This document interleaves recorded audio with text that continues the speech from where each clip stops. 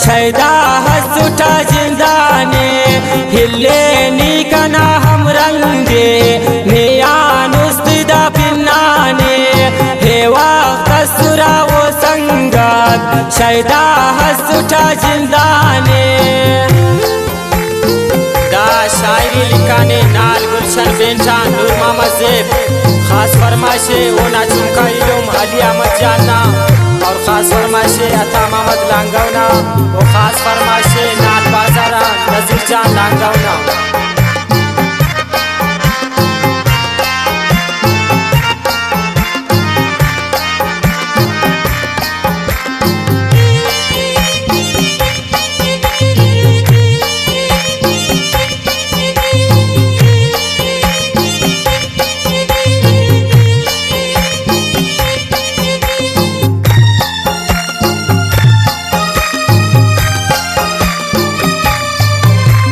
नेनन बास कदर हम सोन दितौसनी नना हम मेरे दासा ना कसर यकाए हिन्नी ना करो रब खैरे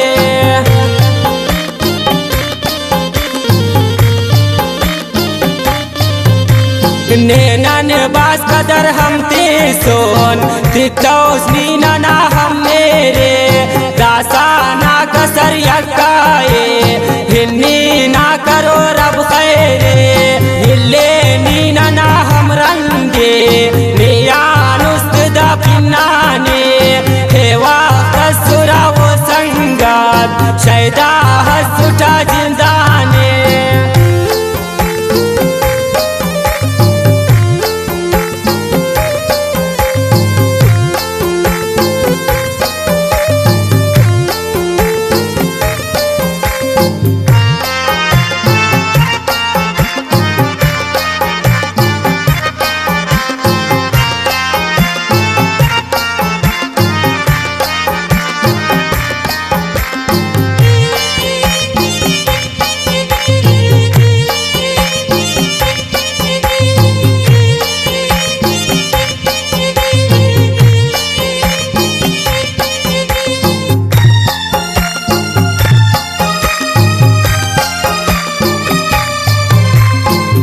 नट बेवफानी मासोस नन्ने इच्छस्तो हम पातौन दासा मिन्नतम निकेसा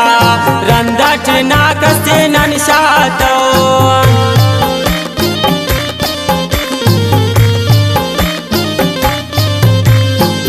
नट बेवफानी मासोस नन्ने इच्छस्तो हम पातौन दासा मिन्नतम निकेसा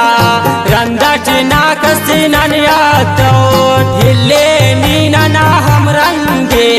नियानुस्तिदा पिन्नाने हेवा कसुरा वो संगत शैदा हसुटा जिंदाने।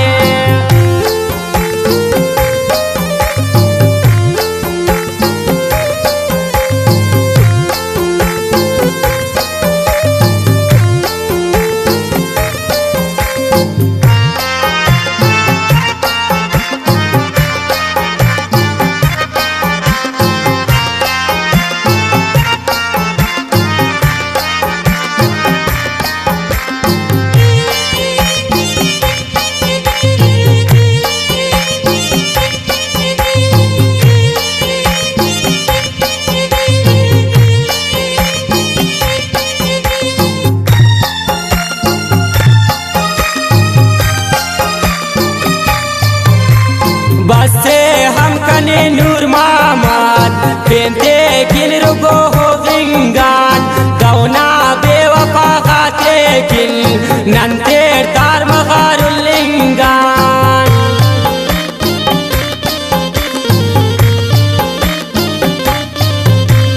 बसे हम कने नूर मोहम्मद बेंते किन रुगो हो विंगान गौना बेवफा खाते किन